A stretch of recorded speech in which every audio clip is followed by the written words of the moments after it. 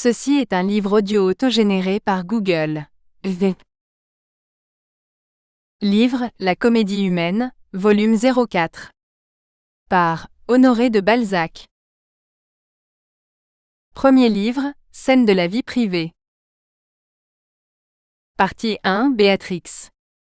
Dans la semaine suivante, après la messe de mariage qui, selon l'usage de quelques familles du faubourg Saint-Germain, fut célébrée à 7 heures à Saint-Thomas d'Aquin, Calyste et Sabine montèrent dans une jolie voiture de voyage, au milieu des embrassements, des félicitations et des larmes de 20 personnes, attroupées ou groupées sous la marquise de l'hôtel de Grandlieu. Les félicitations venaient des 4 témoins et des hommes, les larmes se voyaient dans les yeux de la duchesse de Grandlieu, de sa fille Clotilde, qui toutes deux tremblaient agitées par la même pensée. La voilà lancée dans la vie. Pauvre Sabine, elle est à la merci d'un homme qui ne s'est pas tout à fait marié de son plein gré. Mais le mariage ne se compose pas seulement de plaisirs aussi fugitifs dans cet état que dans tout autre. Il implique des convenances d'humeur, des sympathies physiques, des concordances de caractère qui font de cette nécessité sociale un éternel problème. Les filles à marier aussi bien que les mères connaissent les termes et les dangers de cette loterie, voilà pourquoi les femmes pleurent à un mariage, tandis que les hommes sourient. Les hommes croient ne rien hasarder, les femmes savent bien tout ce qu'elles risquent.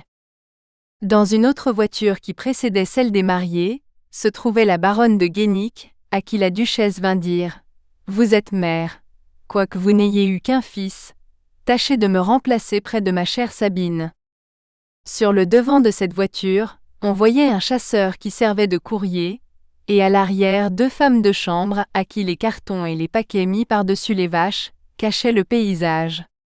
Les 4 postillons, vêtus de leurs plus beaux uniformes, car chaque voiture était attelée de 4 chevaux, portaient tous des bouquets à leurs boutonnières et des rubans à leurs chapeaux, que le duc de Grandlieu eut 1000 peines à leur faire quitter, même en les payant. Le postillon français est éminemment intelligent, mais il tient à ses plaisanteries. Ceux-là prirent l'argent, et à la barrière ils remirent leurs rubans. « Allons, adieu Sabine, dit la duchesse, souviens-toi de ta promesse, écris-moi souvent. Calyste, je ne vous dis plus rien, mais vous me comprenez. » Clotilde, appuyée sur sa plus jeune sœur Athénaïs à qui souriait le vicomte Juste de Grandlieu, jeta sur la mariée un regard fin à travers ses larmes, et suivit des yeux la voiture qui disparut au milieu des batteries réitérées de 4 fouets plus bruyants que des pistolets de tir.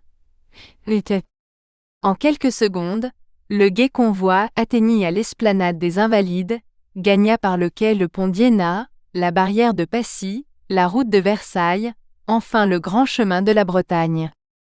N'est-il pas au moins singulier que les artisans de la Suisse et de l'Allemagne, que les grandes familles de France et d'Angleterre, obéissent au même usage et se mettent en voyage après la cérémonie nuptiale? Les grands se tassent dans une boîte qui roule. Les petits s'en vont gaiement par les chemins, s'arrêtant dans les bois, banquetant à toutes les auberges, tant que dure leur joie ou plutôt leur argent. Le moraliste serait fort embarrassé de décider où se trouve la plus belle qualité de pudeur, dans celle qui se cache au public en inaugurant le foyer et la couche domestique, comme font les bons bourgeois, ou dans celle qui se cache à la famille, en se publiant au grand jour des chemins, à la face des inconnus. Les âmes délicates doivent désirer la solitude, et fuir également le monde et la famille. Le rapide amour qui commence un mariage est un diamant, une perle, un joyau ciselé par le premier des arts, un trésor à enterrer au fond du cœur. Qui peut raconter une lune de miel, si ce n'est la mariée? Et combien de femmes reconnaîtront ici que cette saison d'incertaine durée, il y en a d'une seule nuit, est la préface de la vie conjugale. Les 3 premières lettres de Sabine à sa mère accuseront une situation qui, malheureusement, ne sera pas neuve pour quelques jeunes mariés, et pour beaucoup de vieilles femmes. Toutes celles qui se sont trouvées pour ainsi dire gardes malades d'un cœur, ne s'en sont pas, comme Sabine, aperçues aussitôt. Mais les jeunes filles du faubourg Saint-Germain, quand elles sont spirituelles, sont déjà femmes par la tête. Avant le mariage, elles ont reçu du monde et de leur mère le baptême des bonnes manières. Les duchesses, jalouses de léguer leurs traditions, ignorent souvent la portée de leurs leçons quand elles disent à leurs filles « Tel mouvement ne se fait pas. Ne riez pas de ceci. On ne se jette jamais sur un divan, l'on s'y pose. Quittez ces détestables façons.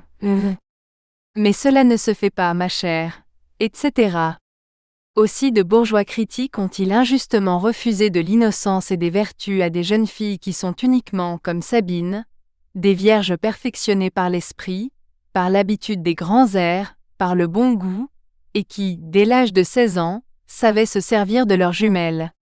Sabine, pour s'être prêtée aux combinaisons inventées par Mademoiselle des Touches pour la marier, devait être de l'école de Mademoiselle de Chaulieu. Cette finesse innée, ces dons de race rendront peut-être cette jeune femme aussi intéressante que l'héroïne des mémoires de deux jeunes mariés, lorsqu'on verra l'inutilité de ces avantages sociaux dans les grandes crises de la vie conjugale, où souvent ils sont annulés sous le double poids du malheur et de la passion. Fin du chapitre. Chapitre 1. À Madame la Duchesse de Grandlieu. Guérande, avril 1838. Chère mère, vous saurez bien comprendre pourquoi je n'ai pu vous écrire en voyage. Notre esprit est alors comme les roues. Me voici depuis 2 jours, au fond de la Bretagne, à l'hôtel du Guénic, une maison brodée comme une boîte en coco.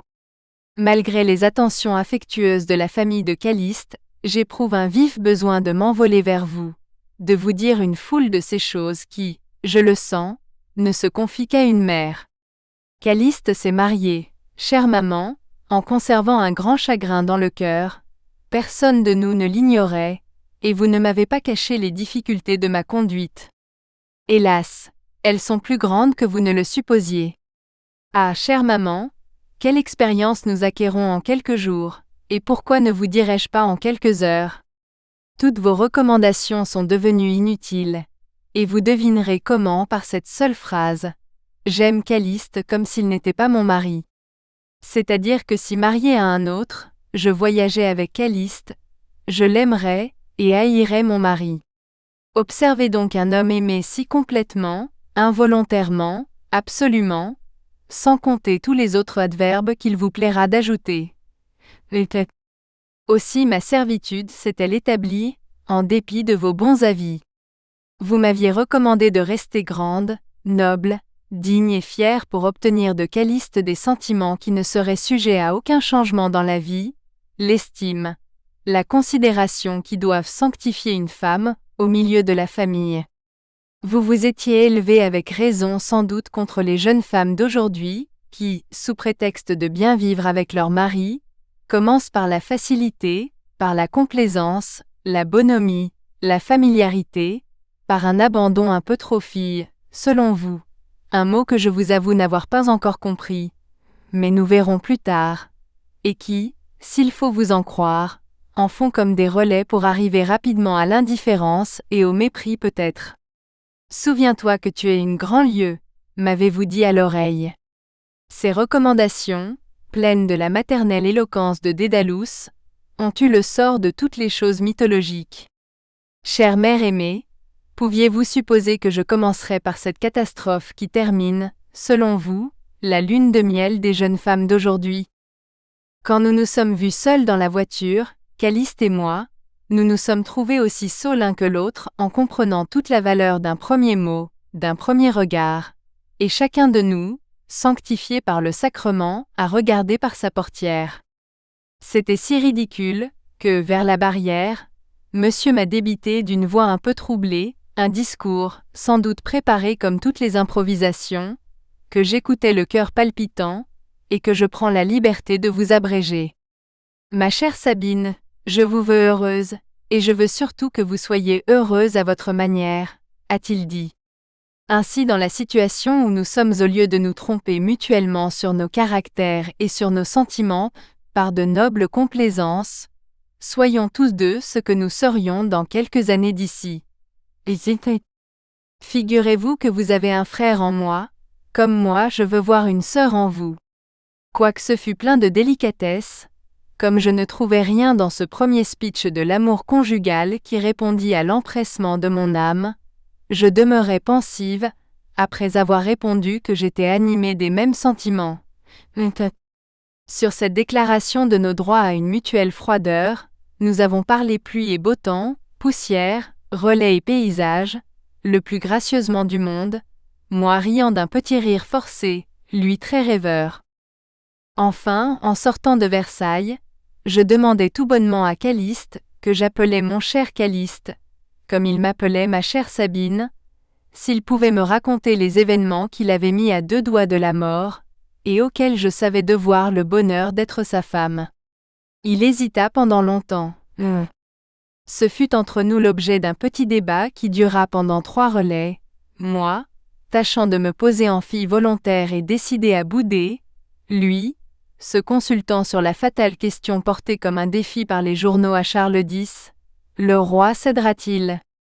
Enfin, après le relais de Verneuil, et après avoir échangé des serments à contenter 3 dynasties, de ne jamais lui reprocher cette folie, de ne pas le traiter froidement, etc., il me peignit son amour pour Madame de Rochefide. Je ne veux pas, me dit-il en terminant, qu'il y ait de secret entre nous. Le pauvre cher Calyste ignorait-il donc que son amie, Mademoiselle des Touches et vous aviez été obligé de me tout avouer, car on n'habille pas une jeune personne, comme je l'étais le jour du contrat, sans l'initier à son rôle. On doit tout dire à une mère aussi tendre que vous. Eh bien, je fus profondément atteinte en voyant qu'il avait obéi beaucoup moins à mon désir qu'à son envie de parler de cette passion inconnue. Me blâmerez-vous, ma mère chérie, d'avoir voulu reconnaître l'étendue de ce chagrin, de cette vive plaie du cœur que vous m'aviez signalée? Donc, 8 heures après avoir été bénie par le curé de Saint-Thomas d'Aquin, votre Sabine se trouvait dans la situation assez fausse d'une jeune épouse, écoutant de la bouche même de son mari la confidence d'un amour trompé, les méfaits d'une rivale. Oui, j'étais dans le drame d'une jeune femme apprenant officiellement qu'elle devait son mariage au dédain d'une vieille blonde. À ce récit, j'ai gagné ce que je cherchais. Quoi? Direz-vous? Ah, chère mère, j'ai bien vu assez d'amour s'entraînant les uns les autres sur des pendules, ou sur des devants de cheminée, pour mettre cet enseignement en pratique.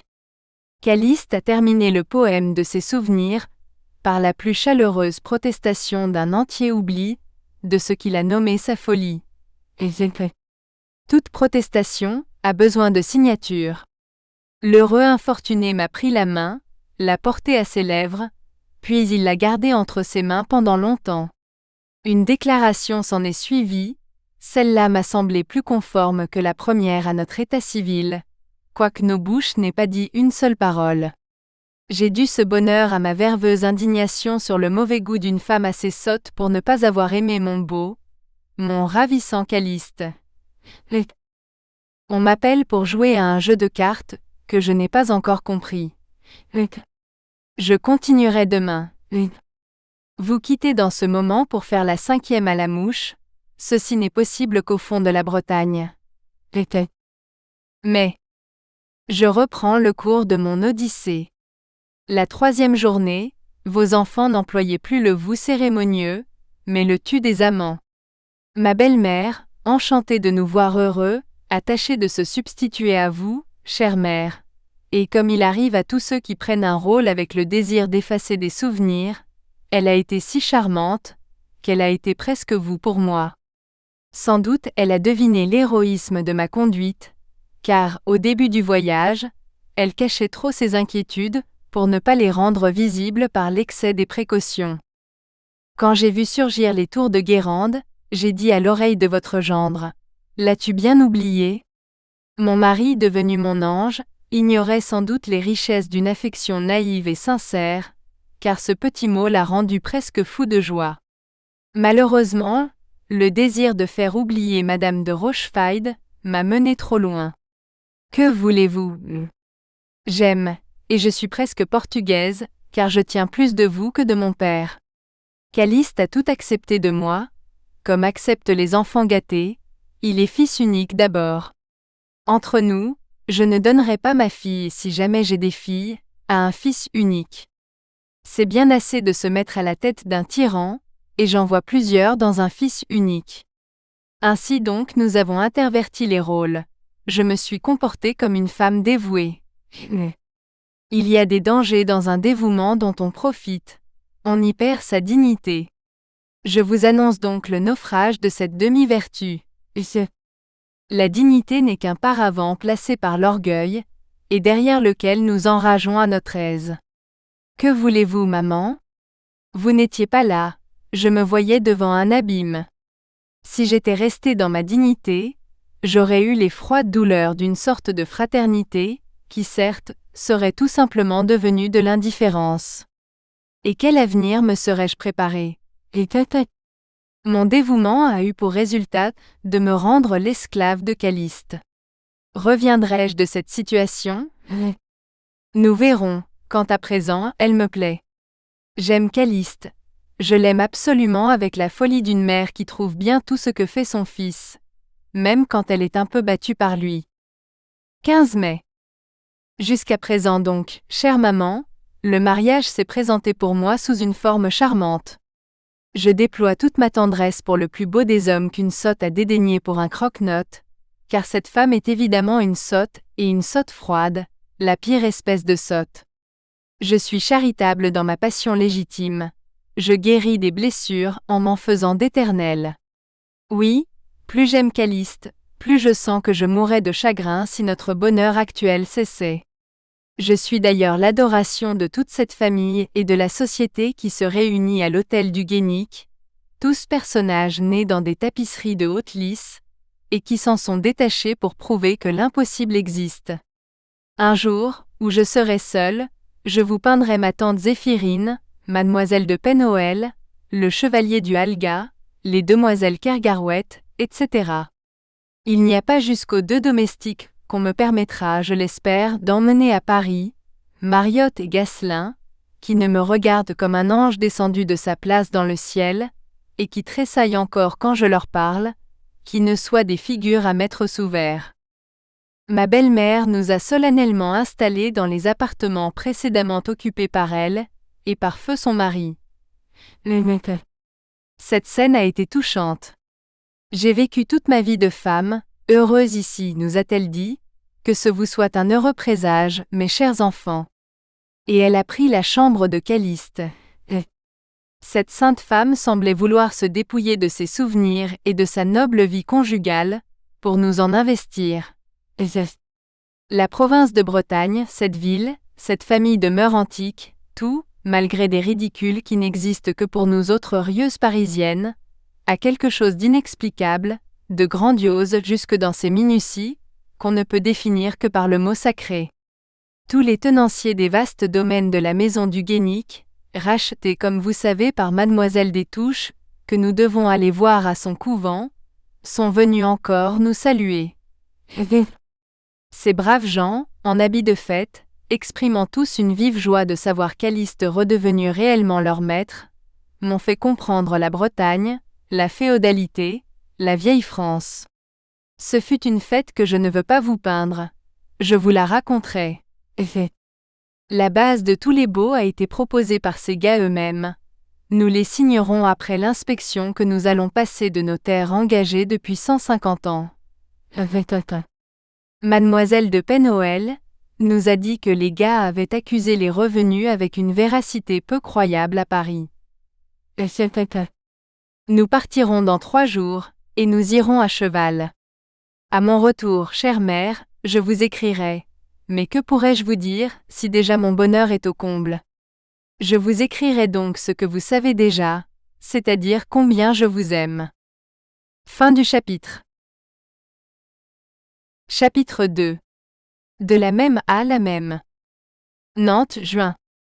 Après avoir joué le rôle d'une châtelaine adorée de ses vassaux, comme si la révolution de 1830 et celle de 1789 n'avaient jamais abattu de bannière, après des cavalcades dans les bois, des haltes dans les fermes, des dîners sur de vieilles tables et sur du linge centenaire, pliant sous des platées homériques servis dans de la vaisselle antédiluvienne, après avoir bu des vins exquis dans des gobelets comme en manient les faiseurs de tours, et des coups de fusil au dessert, et des vivelets du Guénic, à étourdir, et des balles dont tout l'orchestre est un biniou dans lequel un homme souffle pendant des 10 heures de suite, et des bouquets, et des jeunes mariés qui se sont fait bénir pour nous, et de bonnes lassitudes dont le remède se trouve au lit en des sommeils que je ne connaissais pas, et des réveils délicieux où l'amour est radieux comme le soleil qui rayonne sur vous et scintille avec 1000 mouches qui bourdonnent en bas breton.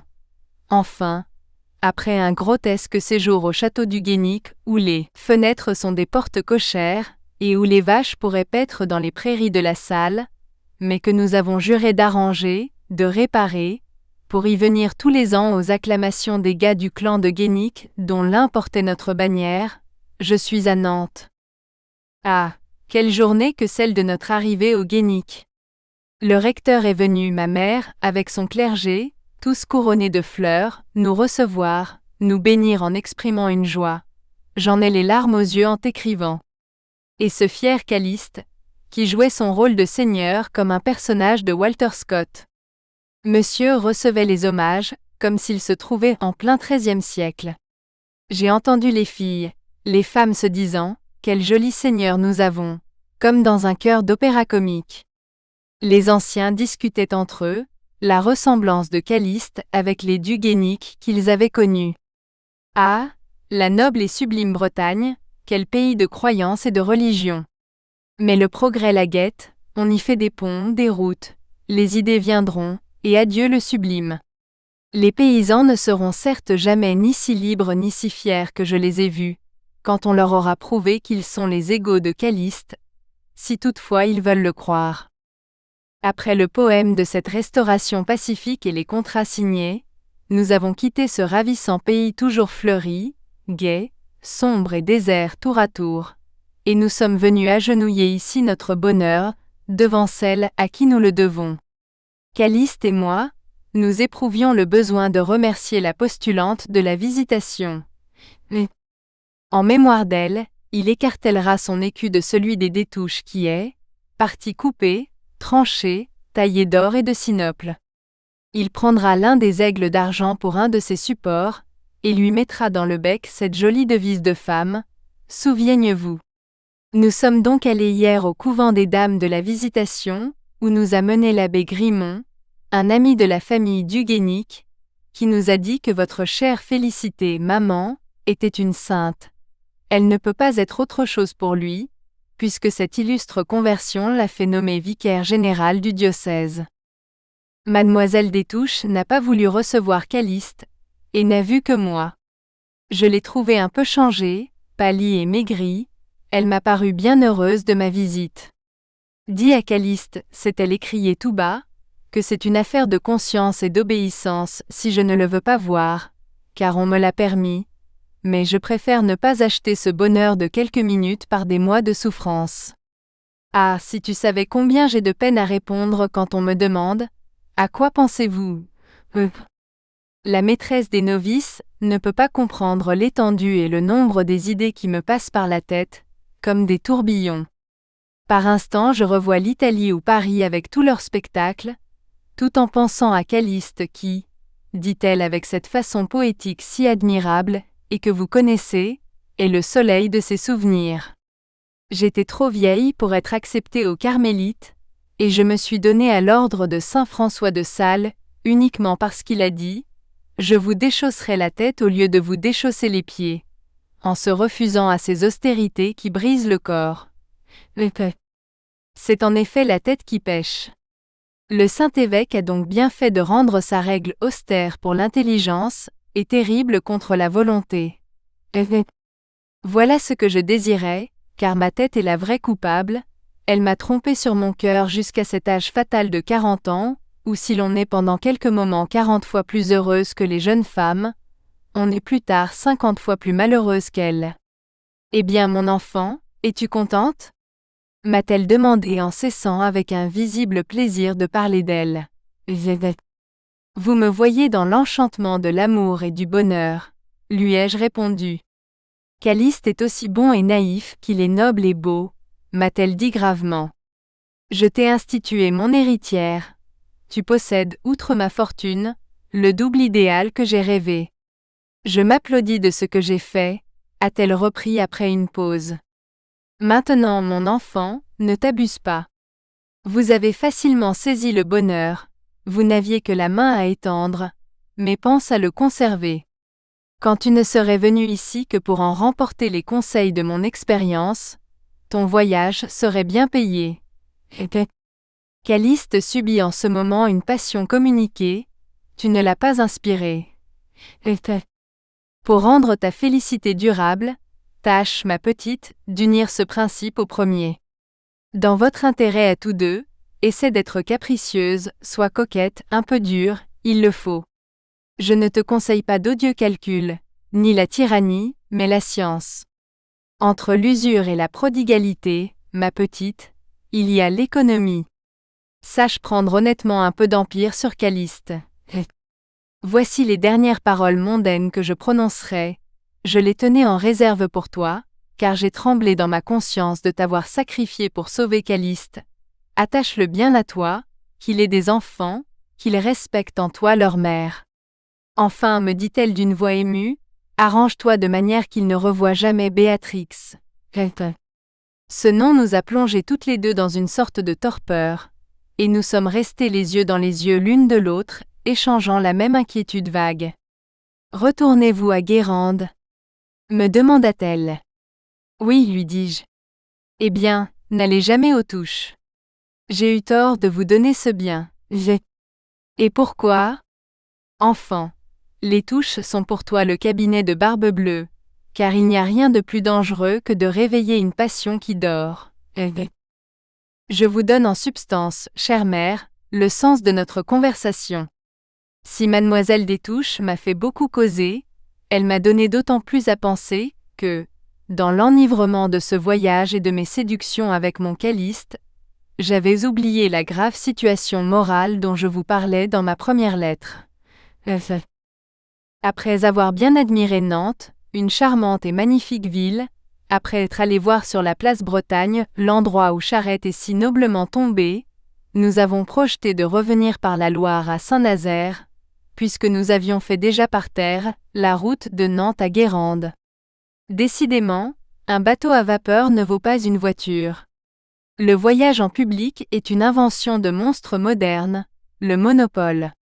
3 jeunes dames de Nantes assez jolies se démenaient sur le pont atteintes de ce que j'ai appelé le kergarouëtisme, une plaisanterie que vous comprendrez, quand je vous aurai peint les kergarouètes. Caliste s'est très bien comporté. En vrai gentilhomme, il ne m'a pas affiché.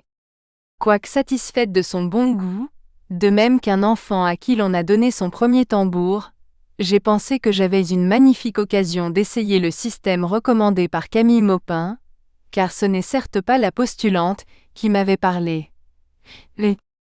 J'ai pris un petit air boudeur, et Caliste s'en est très gentiment alarmé. À cette demande, qu'as-tu ? Jeté à mon oreille, j'ai répondu la vérité, je n'ai rien. Et j'ai bien reconnu là, le peu de succès qu'obtient d'abord la vérité.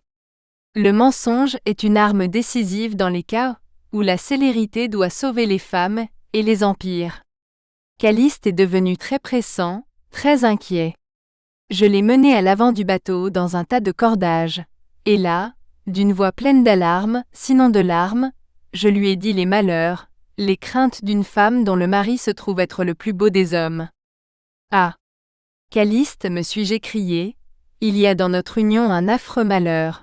Vous ne m'avez pas aimé, vous ne m'avez pas choisi.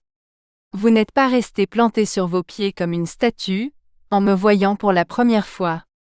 C'est mon cœur, mon attachement, ma tendresse qui sollicitent votre affection, et vous me punirez quelques jours de vous avoir apporté moi-même les trésors de mon pur, de mon involontaire amour de jeune fille. Je devrais être mauvaise, coquette, et je ne me sens pas de force contre vous.